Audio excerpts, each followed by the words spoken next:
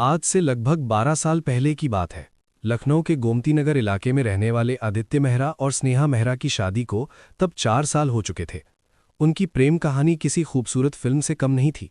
College के दिनों में शुरू हुआ उनका रिश्ता दोस्ती से प्यार तक पहुंचा और फिर 7 फेरों में बंद कर जीवन भर के साथ का वादा बन गया।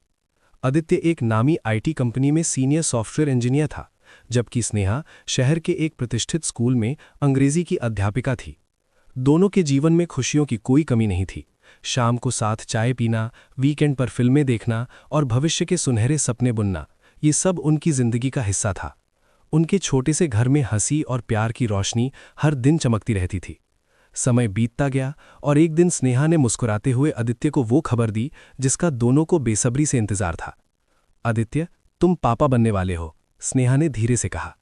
ये सुनते ही आदित्य की आंखों में खुशी के आंसू आ गए। उसने स्नेहा को गले लगाते हुए कहा, यह मेरी जिंदगी का सबसे बड़ा तोहफा है। उस दिन उनका घर खुशियों से भर गया। दोनों ने अपने आने वाले बच्चे के लिए सपनों की दुनिया सजानी शुरू कर दी। लेकिन शायद किस्मत को कुछ और ही मंजूर था। धीरे धीरे आदित्य का व्यवहार बदलने लगा। वो देर रात तक ऑफिस में रुकने लगा। घर लौटकर भी उसका ध्यान स्नेहा से ज्यादा अपने मोबाइल और लैपटॉप में रहने लगा।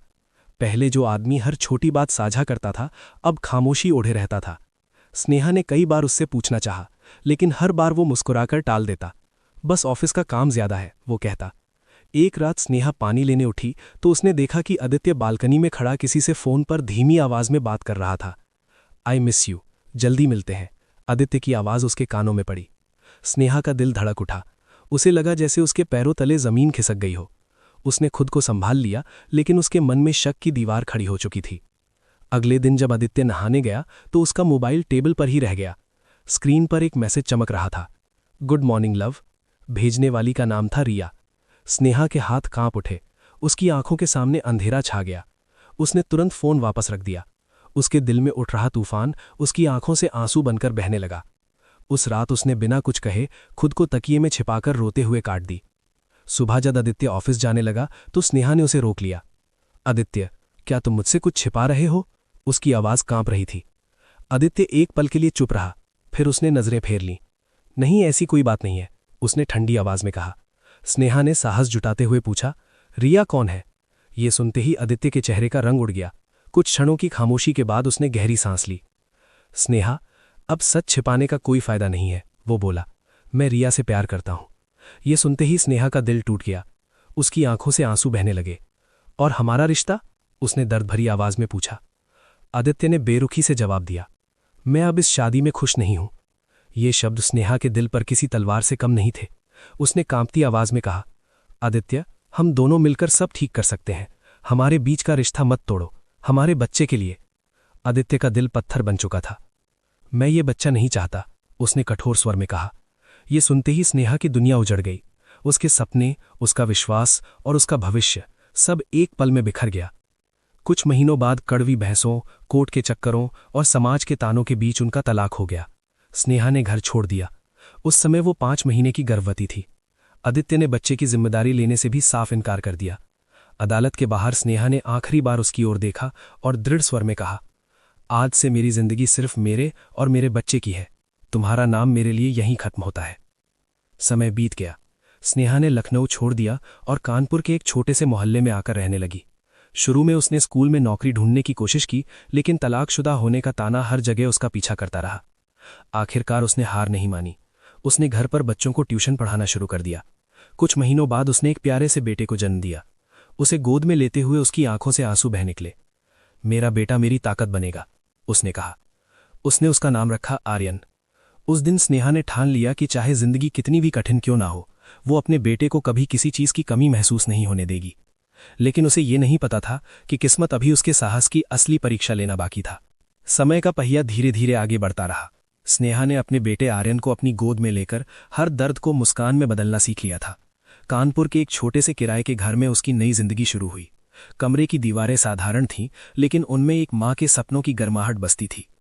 आर्यन के जन्म के बाद स्नेहा ने फिर से नौकरी की तलाश शुरू की, पर हर जगह एक ही सवाल उसका पीछा करता, आप तलाकशुदा है। ये शब्द उसके दिल को चीर देते। धीरे धीरे उसने समझ लिया कि समाज उसकी मजबूरी को नहीं, केवल उसकी स्थिति को देखता है। हार मानने के बजाय उसने अपने घर के बाहर एक छोटा सा बोर्ड लगा दिया, यहाँ बच्चों को ट्यूशन पढ़ाई जाती है। धीरे धीरे बच्चे आने लगे। उसकी लगन और सादगी ने लोगों का विश्वास जीत लिया। कुछ ही महीनों में उसका छोटा सा कमरा बच्चों की हंसी और पढ़ाई की आवाज़ों से भर गया। आर्यन अपनी माँ को पढ़ाते हुए देखता और गर्व से मुस्कुराता। वक्त बीता और खर्च बढ़ते गए। किराया, दवाइयाँ और स्कूल की फीस, सब कुछ महंगा होता जा रहा था। हालात ने एक बार फिर स्नेहा की परीक्षा ली। अंततः उसने घर के पास सड़क किनारे एक छोटा सा ठेला लगाना शुरू किया, जहां वो ठंडा पानी, नींबू शरबत और बिस्किट बेचती थी। गर्मी की तपती दोपहर में सिर पर दुपट्टा बांधे वो मुस्कुराकर ग्राहकों को पानी देती। पानी 10 रुपए की बोतल, वो विनम्रता से कहती। कुछ लोग उसे पहचान लेते। अरे, आप तो पहले टीचर थी ना? वो हल्की मुस्कान के साथ जवाब देती। जी, अब जिंदगी यही पढ़ा रही है। उसकी आंखों में दर्द नहीं, बल्कि आत्मसम्मान की चमक थी। आर्यन अब 8 साल का हो चुका था। स्कूल से लौटकर वो माँ के ठेले पर बैठता और ग्राहकों को पानी देता। लोग उसकी तारीफ करते। बहुत होनहार बेटा है तुम्हारा। स्नेहा का दिल गर्व से भर उठता। ये मेरा सहारा है, वो प्यार से कहती। एक दिन आर्यन ने मासूमियत से पूछा, मम्मा, मेरे पापा कहाँ हैं? स्नेहा का गला भर आया, लेकिन उसने खुद को संभालते हुए कहा, बेटा, तुम्हारे पापा भगवान के पास चले गए हैं। आर्यन ने मासूमियत से सिर हिलाया और बोला, मैं बड़ा होकर आपको कभी रोने नहीं दूंगा। उस दिन स्नेहा ने महसूस किया कि उसका बेटा ही उसकी सबसे बड़ी ताकत है। उसे क्या पता था कि किस्मत जल्द ही उसे उसके अतीत से दोबारा मिलाने वाली है। दिल्ली की तपती जून की दोपहर थी। सड़क किनारे स्नेहा का ठेला अब लोगों के बीच स्नेहा वाटर पॉइंट के नाम से प्रसिद्ध हो चुका था। मजदूर, रिक्शा चालक और कॉलेज के छात्र सभी वहीं से पानी लेते थे। उसी समय एक काली मर्सिडीज आकर रुकी। दरवाजा खुला और एक सुसज्जित व्यक्ति बाहर निकला। वो था आदित्य मेहरा। अब वो एक सफल बिजनेसमैन बन चुका था। जैसे ही उसकी नजर ठेले पर बैठी महिला पर पड़ी, उसके कदम रुक गए। वो स्नेहा थी। समय मानो ठहर गया। आदित्य धीरे धीरे ठेले के पास पहुंचा। एक बोतल पानी, उसने कहा। स्नेहा ने बिना ऊपर देखे बोतल बढ़ा दी। जैसे ही उनकी उंगलियां छुईं, स्नेहा ने नजर उठाई। उनकी आंखें मिली।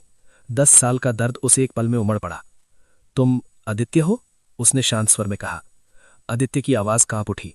स्नेहा, मैं, पानी ठंडा है, पी लीजिए। उसने बात काट दी। तभी आदित्य की नजर पास बैठे एक बच्चे पर पड़ी। ये तुम्हारा बेटा है? उसने पूछा। स्नेहा ने दृढ़ स्वर में उत्तर दिया, हाँ, मेरा बेटा, और सिर्फ मेरा। इसका नाम? आर्यन। आदित्य के पैरों तले जमीन खिसक गई।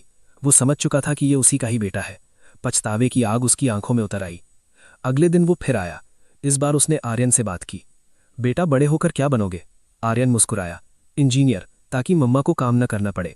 आदित्य की आंखें भर आईं। कुछ दिनों बाद उसने स्नेहा से कहा, क्या मैं अपने बेटे को जान सकता हूं? स्नेहा ने गहरी सांस लेते हुए कहा, यह अधिकार आपने 10 साल पहले खो दिया था। आदित्य ने झुककर कहा, मुझे माफ कर दो स्नेहा। माफी गलती से हुई भूल के लिए होती है, स्नेहा ने शांत स्वर में कहा। आपने तो सोच समझकर मुझे छोड़ा था। उसकी बातों ने आदित्य को भीतर तक झकझोर दिया। समय धीरे धीरे बदलने लगा। आदित्य रोज ठेले पर आने लगा। वो अब किसी अधिकार से नहीं, बल्कि जिम्मेदारी से आता था। कभी ग्राहकों को पानी देता, तो कभी आर्यन को पढ़ाई में मदद करता।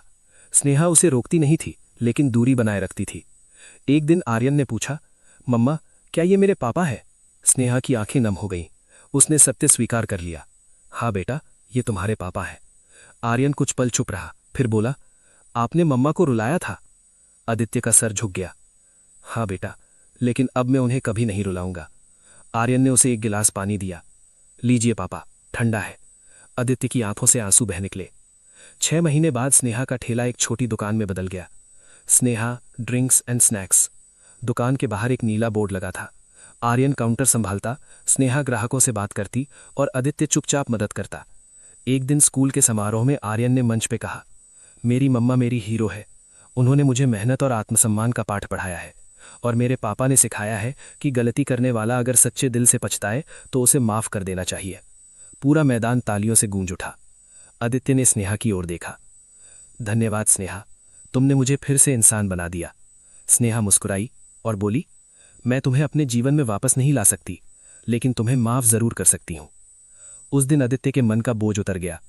कहानी का अंत नहीं, बल्कि एक नई शुरुआत हुई, जहां रिश्ता पति पत्नी का नहीं, बल्कि सम्मान, जिम्मेदारी और इंसानियत का था। माफी का अर्थ अतीत को लौटाना नहीं, बल्कि दिल को आजाद करना है। इंसानियत हर रिश्ते से बड़ी होती है। दोस्तों, इस कहानी के बारे में अपनी राय हमें कमेंट बॉक्स में जरूर बताएं।